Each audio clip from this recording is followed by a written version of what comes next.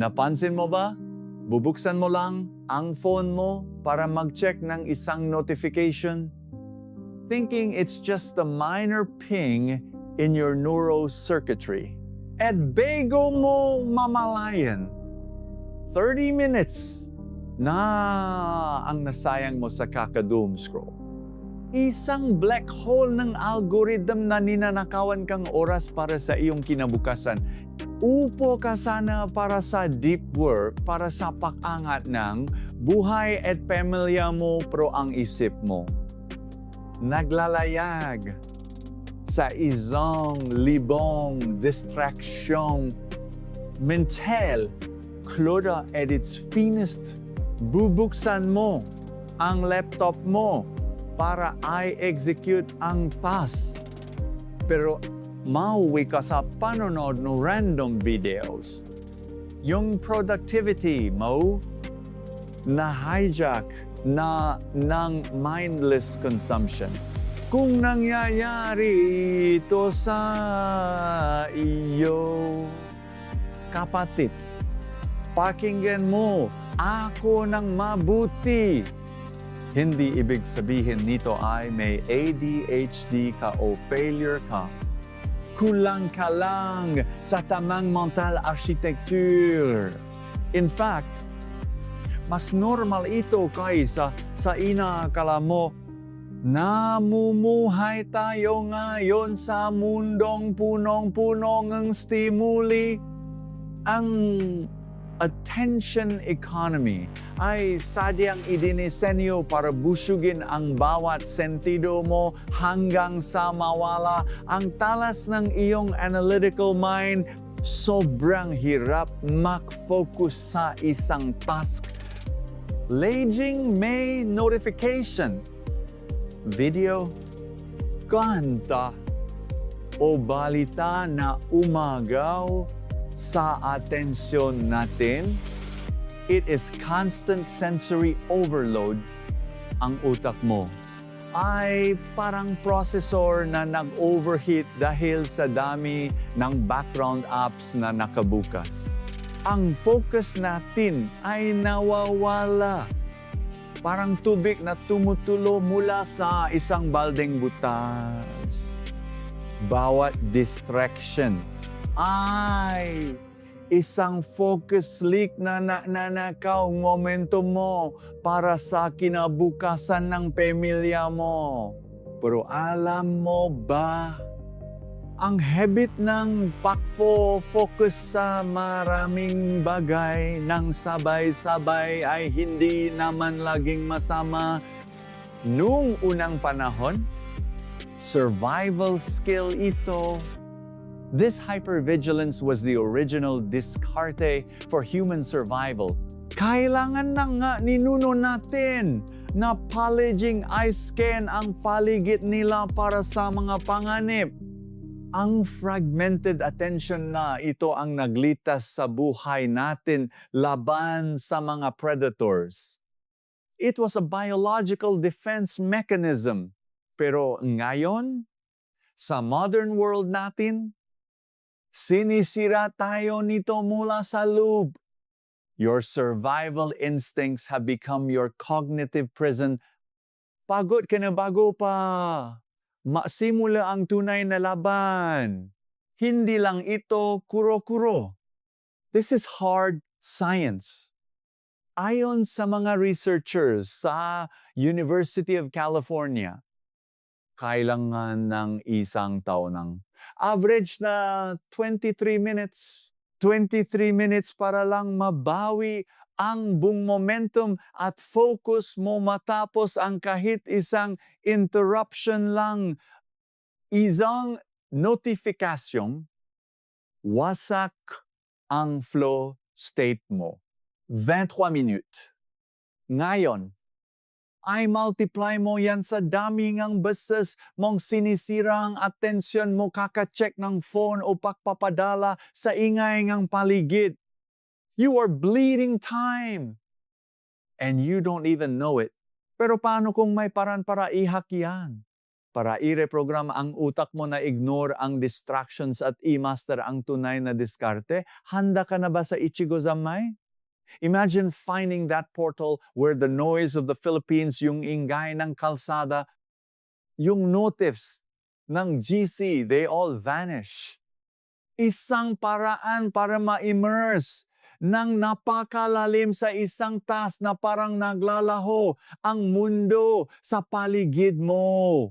Hindi ito basta hype or generic motivation. Nag-exist ang teknik na ito. At hindi ito gawa-gawa lang ng isang digital marketing coach na nagbebenta ng get-rich-quick dreams.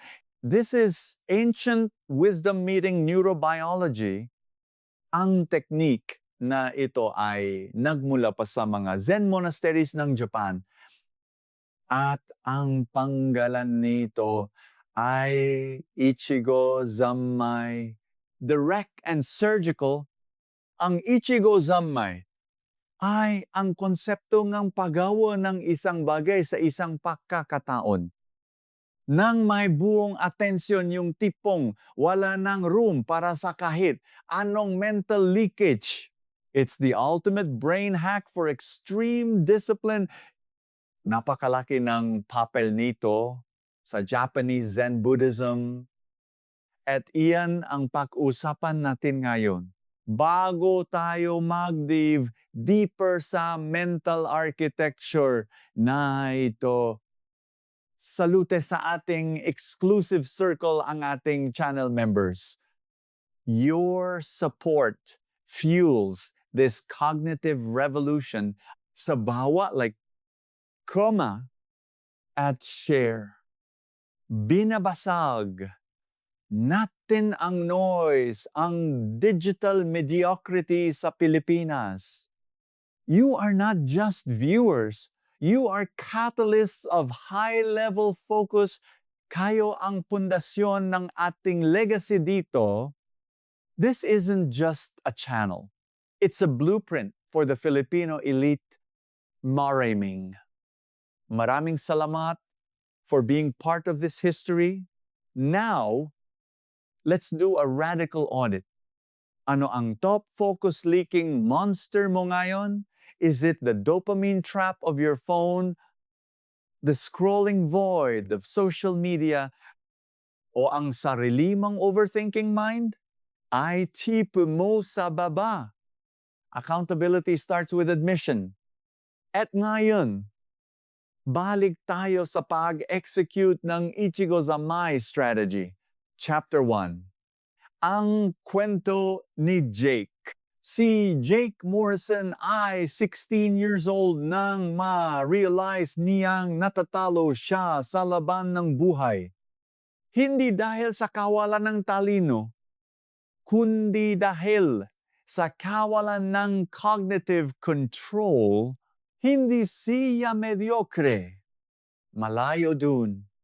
Kayang-kaya niyang i-decode ang complex equations sa physics at logic ng programming. He has the raw hardware.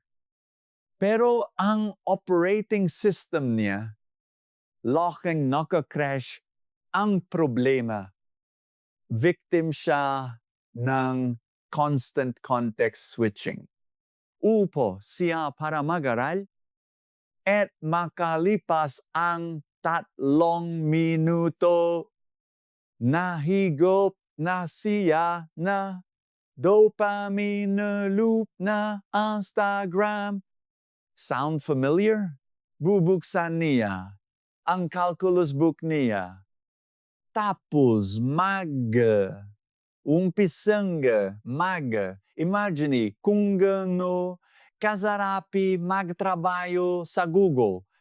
Vision without execution is just a hallucination. My lodi. Jake was dreaming while the work was rotting. Manunod siya ng video lesson. Pero after 5 minutes, ipapas para i-check ang score sa PBA. That's context switching in its deadliest form. Pinapatay mo ang deep work. Flow state mo para sa isang microdose ng dopamine. Pero ito ang paradox. Si Jake may vision, hindi lang basta pangarap, it's a massive, terrifying, and almost impossible North Star goal na tinitingala niya gabi-gabi. Gusto niyang makapasok sa MIT, the Massachusetts Institute of Technology, ang mekka ng mga innovator at ang rurok ng academic excellence sa buong mundo. Dun, hindi obra ang pwedeng nauot samba. Ang mga pinto ng mitay bumubukas lang para sa mga henyong, may superhuman cognitive control yang mga kayang mag-execute ng walang distractions, pero tingnan natin ang metrics. Ni Jake, ang report card niya, puno ng C at B. A dream without focus is just a hallucination. Ang diskarte niya ay kulang sa disiplina, habang ang peers mo ay nag-harvest ng mga A+. Ikaw, stuck ka sa average trap, isang che dito, isang bidun, mediocrity in its rawest form. Your academic portfolio is a graveyard of wasted potential. Look at the scale. Jake, sapat para pumasa. Sapat para makagraduate. Pero zero gravitational pull para sa MIT standard. You're trying to reach the moon with a bicycle. Your effort doesn't match your destination. And the worst part, your inner circle, ang mga kaibigan mong ang tanging ambisyon, ay downscale ang pangarap mo. They turned your vision into a social punchline. Pare, MIT, real talk lang sa math pa lang. Sumusuko na neurons mo, baka hanggang service crew, kana lang brutal, low-level mockery from people comfortable in their own stagnation. Tumawa sila. They thought it was a joke, pero it's a visceral impact. Isang suntok sa sikmura. The pain of being underestimated is the signal that you lack the Ichigo Zammai focus to prove them wrong. At ito ang masakit na katotohanan. Even your parents are starting to lose faith. Hindi dahil sa toxic sila, but because they care. Sa social media capital ng mundo, ang bahala na attitude is a death sentence to your dreams. They just want to see that grit, that true Diskarte. Jake, you have the raw talent, the raw potential, pero ang talent na walang execution ay basura. You need to stop being a victim of your distractions. Seryosohin mo na ito. Because time is the only currency you can't earn back. And Jake feels it. He knows he has that gold inside him. Pero right now, naka-quarantine ang potential niya. It's trapped behind a thick wall of mental clutter and high dopamine fog. He's a lion in a cage made of his own scrolling habits. Every time he attempts a deep work session for his MIT goal, his own neurochemistry betrays him. It's a system override. Ang utak niya, biglang nagiging master manipulator, dragging him away from the grind and back to the comfort of digital noise. Relate ka ba? Yung moment na dapat productive ka, pero biglang mas masarap mag-imagine ng future scenarios kesa gawin ang task. That is not laziness. That is a hacked focus system. At ngayon, ituturo ko sa inyo kung paano ay reclaim ang tronong isip niyo. Dito nag-umpisa ang error. You're building a cognitive cathedral in your mind while your actual foundation is crumbling. Inimagine ni Jake ang sarili niya sa MIT, ang global Filipino icon. Wearing that graduation cap with pride, he was chasing the revenge success arc. Inisip niya ang coding career niya, ang pagiging tech titan. At ang mataong nang maliit sa kanya na ngayon ay hihingi ng tawad. It's cheap dopamine. Jake, visualizing the finish line without even starting the race, pero ang reality, zero execution. Ang diskarte mo hanggang mental simulation lang. The math book is closed. Your operational focus is offline. Ang physics assignment, nanatiling blanco. Parang ang future mo kung hindi ka magigizing. Every minute you spend in that fake future, you're stealing from your real destiny. That MIT dream is drifting away into the void of potential because you're not anchoring it with intentional action. Malayo na ang pangarap. Jake, then, the moment of reckoning. A red ink mark that screams systemic failure. Isang baksak na krada sa calculus. This breakdown is the price of your attention debt. Dito mo marirealize ang talino ng walang focus ay walang silbi. Pagod na siyang maging mediocre. Saturated na siya sa cycle ng disappointment sa parents niya, sa sarili niya, at sa mapanirang biro nga tropa. This is the rock bottom of a Pinoy dreamer drowned in noise. Pero imbes na lunurin ang sarili sa bahala na fatalism, Jake executed an ego death. Pinili niyang i-hack ang tadhana niya. In the Philippine setting, Diskarte is nothing without a system. He decided to seek the source of true focus. Chapter 2, ang pakikita kasama ang guro. The architect of mental clarity and the cure for your attention debt, kinabukasan. Bit-bit ang kanyang duro na ego. Tinahak ni Jake ang faculty hallway. He wasn't just looking for a math tutor. He was looking for a system upgrade to survive the corporate jungle. Meet Mr. Tanaka. Ang math teacher na hindi lang calculus ang itinuturo, kundi ang geometry niya disiplina. Half Japanese, 100% focused. He is the living embodiment of Zen logic in a world of chaotic notifications. Mayroon siyang focus frequency na nakakahawa habang ang ibang guro ay kailangang sumigaw para sa autoridad. Si Mr.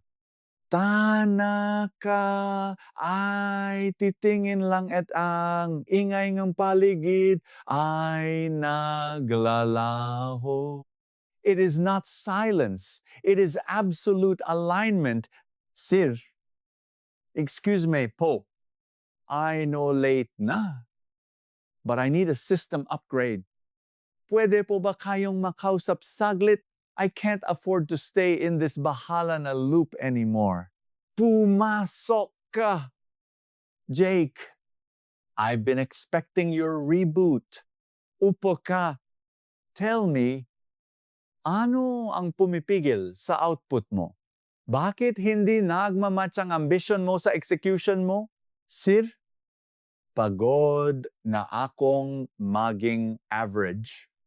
Gusto kong maging high-level software engineer para mayahon ang pamilya ko.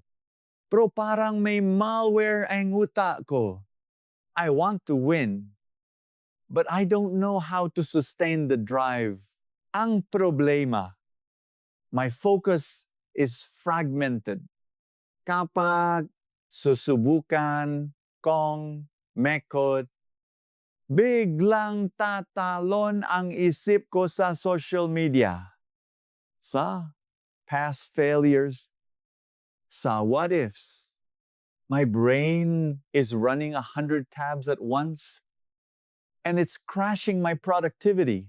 Lagi akong distracted. My grades are stagnant, and I'm stuck in this endless cycle of mediocrity. It's like I'm running on a hamster wheel. Pagod na pagod pero walang nararating. That look in your eyes, I've seen it 1,000 times. Hindi yan simpleng katamaran. That is the face of someone whose mind is being hijacked by the modern attention economy. Jake, let's do a quick diagnostic of your system. Kapag umupo ka para mag-aral ng coding, let's be real. Ilang taps ang sabay-sabay na nakabukas sa browser mo? Hindi ko na pumabilang. Sir, siguro 10 o baka more. I feel like I need everything open just to feel productive. And your smartphone? Let me guess. It's right beside you. Buzzing with notifications, constantly pulling your cognitive bandwidth away from your deep work. At madalas ka bang maaral habang naisip ngang ibang bagay ng sabay, tulad ng papaplano ng susunod mong gagawin o paalala sa nangyari kanina? That's attention residue, isang toxic cycle na sumisira sa iyong cognitive flow. Napablink si Jake. Shock visible on his face. Paano niyo nalaman? Sensei, para niyo pong binabasa ang source code ng utak ko? Sumakot si Mr. Tanaka sa mababang boses. Looking at the distance. Dahil ganyan na ganyan din ako nung kasing edad mo ako. I wasn't a master of focus. I was a victim of my own scattered energy. Lalong lumaki ang mata ni Jake. Seryoso? Seryoso po? Akala ko born high performer na kayo.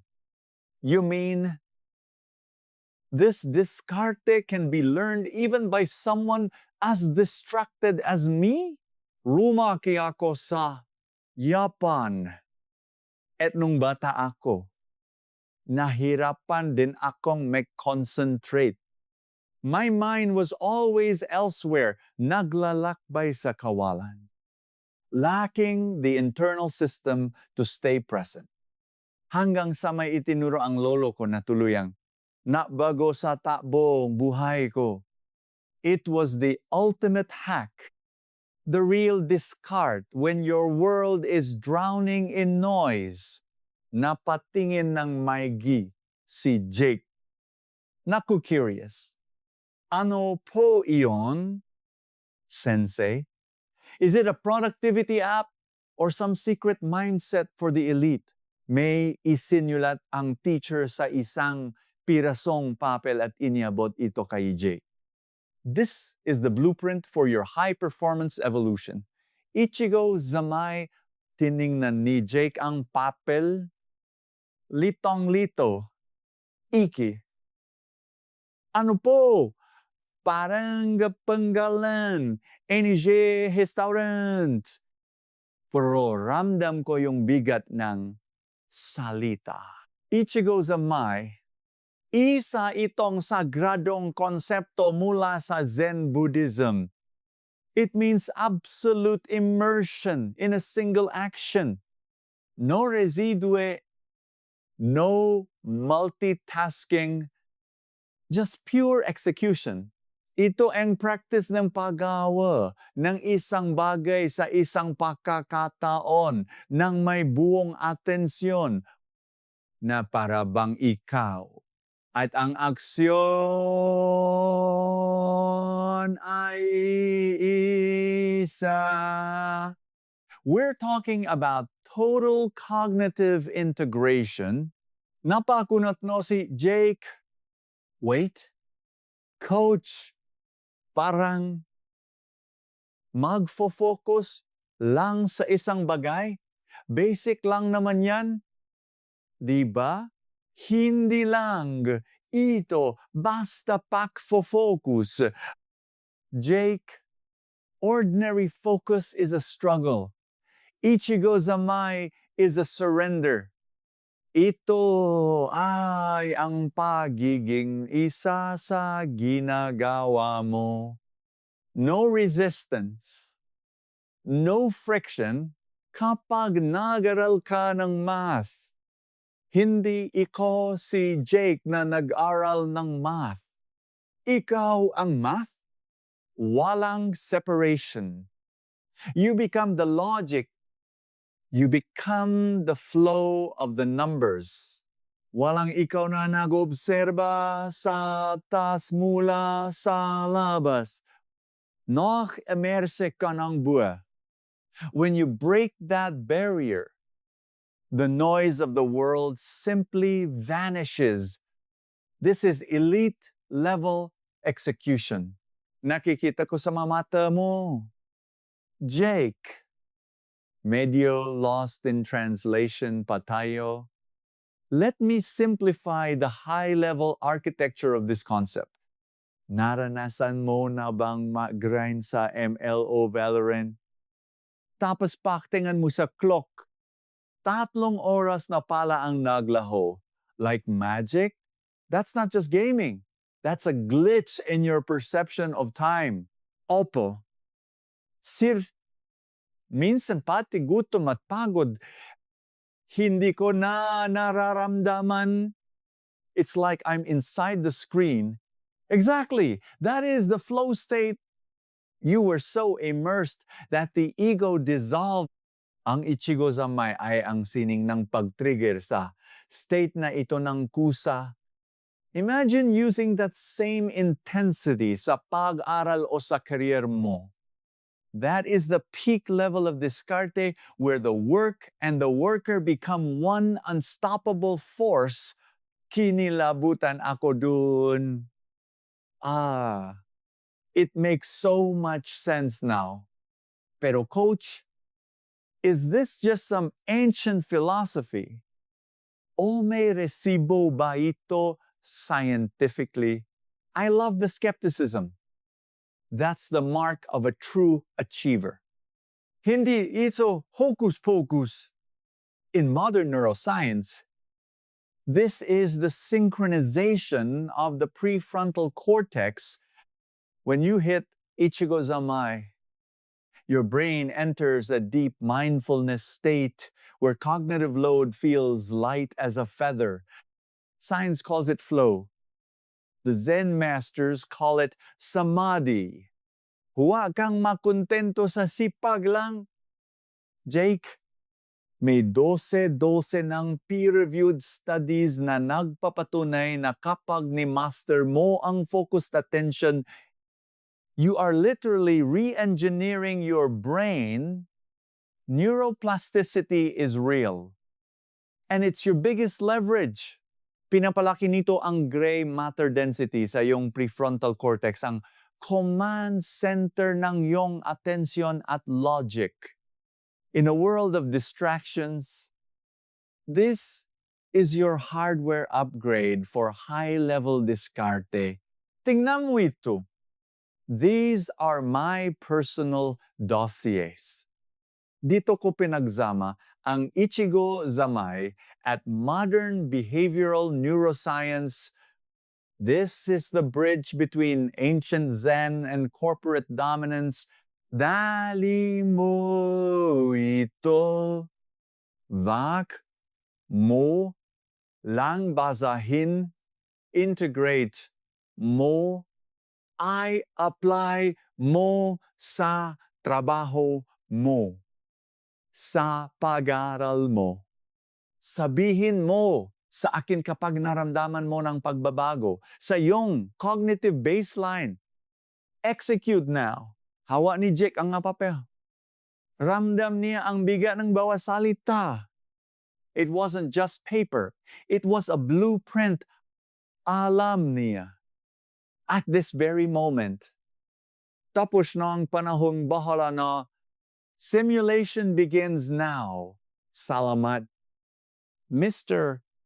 Tanaka, this is the blueprint I've been looking for. Seryoso. Maraming salamat po for showing me the system behind the success. Jake, the hardware is already there. Nasa iyo ang kailangan. You just need the software upgrade, the intentional focus. Master your attention. And you master your destiny. Walang makakapigil sa iyo kapag naging singular na ang purpose mo. Chapter 3. Ang tactical execution ng Ichigo Zammai. From theory to extreme practice, that night, sleep was a secondary priority. Jake dove deep into the neuroscience Tanaka provided. Hindi ito basta-basta motivation. It was a manual for mental warfare against mediocrity. The math was simple but brutal. Every notification is a cognitive tax. Every distraction is a leak in your brain's battery. Switching cost isn't just a term, it's the thief of your potential. To win, you must stop the drainage. Hindi sapat ang sipa. Kailangan ng strategic sprints. Combine the Pomodoro technique with Ichigo Zammai. It's about 25 minutes of high-intensity flow followed by a 5-minute conscious pause. Hindi break para mag-scroll, kundi break para mag-recharge. Dito tayo sumasablay. Your break isn't a digital escape. No phones, no scrolling. Stretch your limbs. Hydrate. Breathe. Ang being present ay ang pinakamataas na anyo ng disiplina sa mundong puno ng ingay. Stop relying on willpower. Gamitin ang choice architecture. I re-engineer mo ang workspace mo. Cellphone sa kabilang kwarto. Notifications, kill them. Isang tab lang ang bukas. Gawin mong impossible ang ma-distract. Ichigo Zammai is total immersion. It's becoming the action itself. Kapag nagwawalis ka, be the broom. Kapag kumakain ka, savor every bite. This is the Zen of focus, where the doer and the deed become one. Expect the drift. Kapag lumipad ang isip mo, don't beat yourself up. Acknowledge it. Nachwander ang isip ko. Then, gently pull it back. No guilt, just redirection. This is how you master the art of the return. Matapos matutunan ang lahat ng ito. Na-realize ni Jake, hindi siya mahina o tamat. Wala lang nagturo sa kanya kung paano ay calibrate ang atensyon niya. He wasn't failing. His system was just unoptimized for high-level execution. At doon siya nagdesisyon. No more bahala na mindset. This is deliberate diskarte. Inactivate niya ang choice architecture, nilagay ang phone sa drawer sa kabilang kwarto. He eliminated the friction of distraction before it even started. Pinatay niya ang lahat ng digital noise, isang tab lang ang bukas. Set the timer for a 5-minute deep work sprint. 3 deep breaths ang kanyang neural reset at sa sandaling iyon. Naging isa siya sa kanyang layunin, and then the friction hit. Ang unang 5 minutes ay psychological warfare. Sumisigaw ang monkey mind niya ay check mo ang notifications, isang scroll lang sa TikTok. This is the dopamine withdrawal common to our hyper-connected generation. Pero dito lumabas ang mastery ng Ichigo Zammai, hindi niya nilabanan ng distraction. Inobserba niya lang ito as a passing thought. Label the urge, then gently pivot. Hininga, balik sa gawa. The art of non-judgmental redirection. Tingnan niyo ang stats sa unang 5 minute. 10 beses siyang tinalo ng distraction, pero dahil sa Ichigo Zammai, hindi siya sumuko.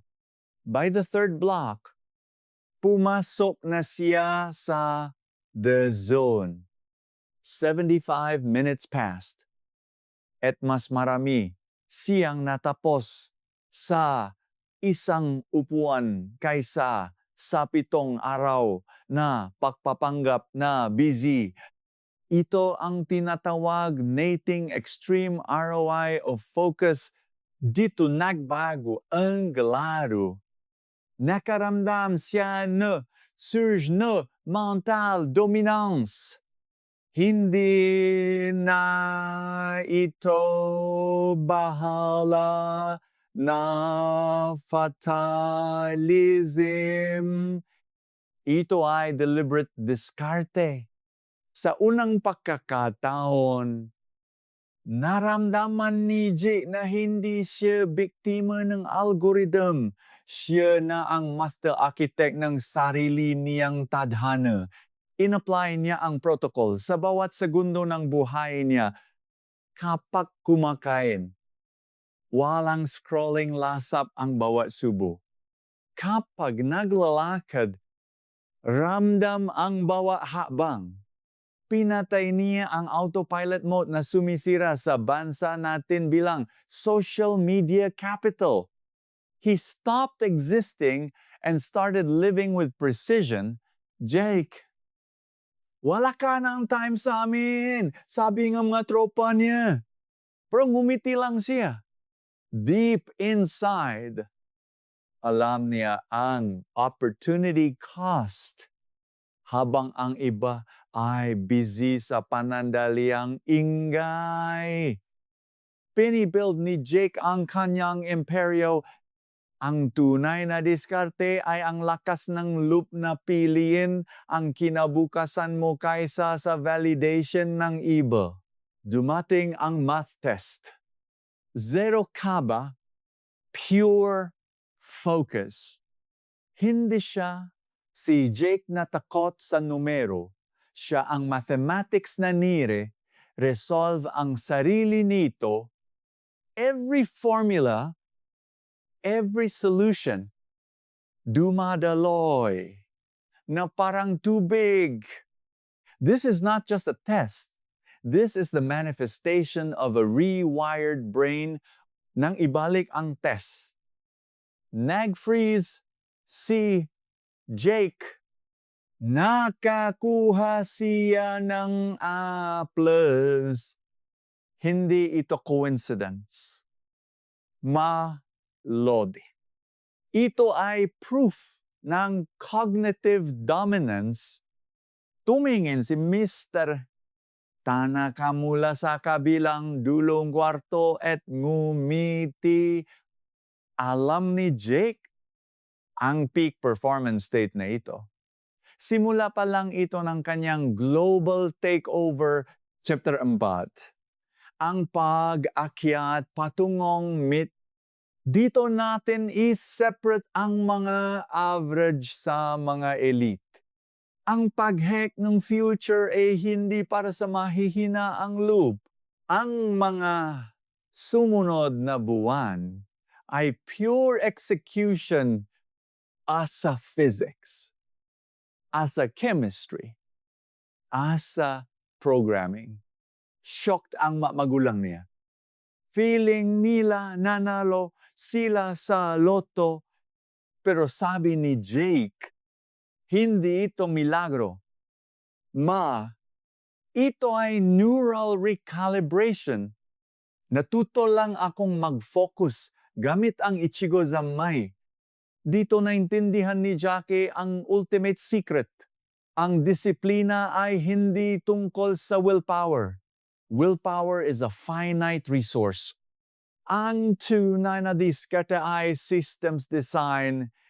Kailangan mong i-engineer ang environment mo para maging impossible ang mag-fail. Ichigo Zammai is your operating system. Siya pagtatapos na taon.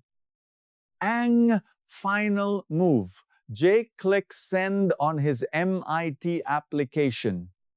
In-apply niya ang parehong laser focus sa SATs, essays, at personal projects. One thing at a time. One moment, one soul. Ang batang galing sa distraction capital ng mundo, ngayon ay world-class contender na. 6 na buwan ang lumipas. Isang gabi. Tumunog ang notification. Congratulations! You have been admitted to MIT. Sumigas si Jake sa tuwa. He didn't just get a degree. He secured a blueprint for elite performance. Sa bawat hakang magulang niya, ramdam niya, hindi ito swerte. Ito ay bunga ng precision focus at high-level diskarte. Chapter 5, Beyond Myth. Sa isang elite environment, marami ang nadidrain sa anxiety at analysis paralysis. Pero si Jake, he had a cognitive advantage. Habang ang iba ay lunod sa procrastination. Si Jake ay naka-Ichigo Zammai state. Resulta, senior programa at A82. Dominating the tech industry through pure flow state mastery. Chapter 6, ang siyensya. Bakit ito gumagana? Hindi ito magic. Ito ay neuro-optimization.